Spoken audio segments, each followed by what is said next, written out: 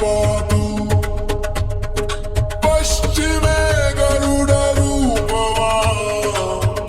रक्षतु रक्षतु उत्तरदिशि वराहरूपः सदा रक्षतु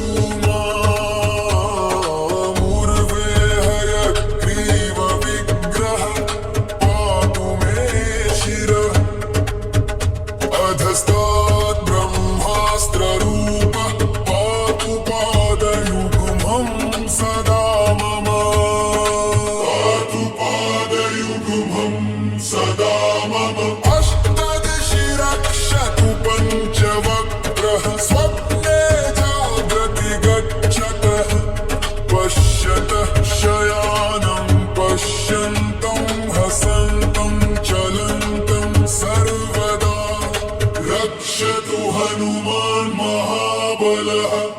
ॐ नमो भगवते पञ्चवदनाय पूर्वकपिमुखाय सकलशत्रु संहरणाय स्वाहा।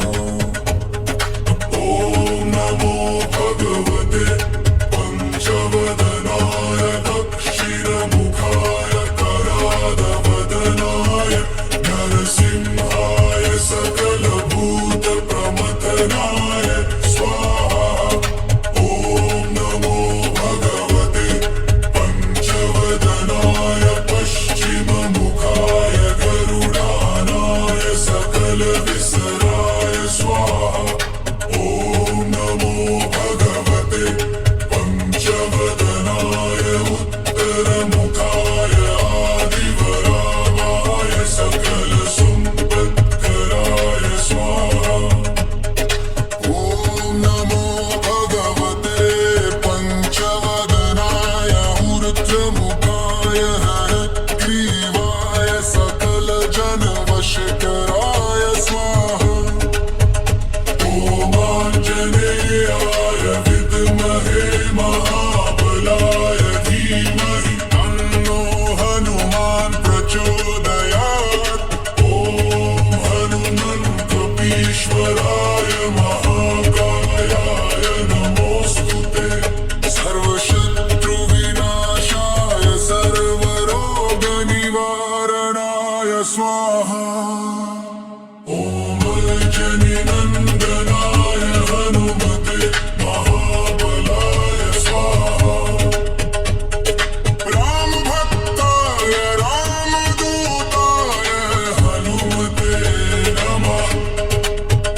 सर्वशत्रुनिवारणाय कवचं पठे रक्षां कुरु महाबाहो त्राहि त्राहि नमोऽस्तुते। अतुलितबलधामं हेमशैलाभदेहं तनुजवर्णकृशानं ज्ञानिनामग्रगण्यं सकलगुणनिधानं वानराणामधीशं रघुपतिप्रियभक्तं वातजातं नमामि। ॐ हं हनुमते रक्ष रक्ष सर्वतो माम्। ॐ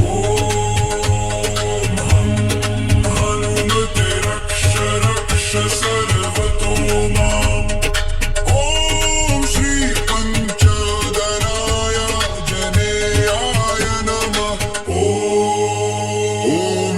जनिगर्भसम्भूतमारुतात्मजमुत्तमम् श्रीरामप्रियं भक्तं वन्दे लङ्काभयङ्करम्।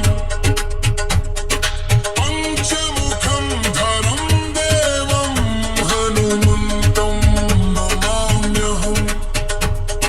पूर्वं तु वानरं वक्त्रं कोटिसूर्यसम्प्रभम् दक्षिणे नारसिंहं च भयनाशं सदा स्मरेत्।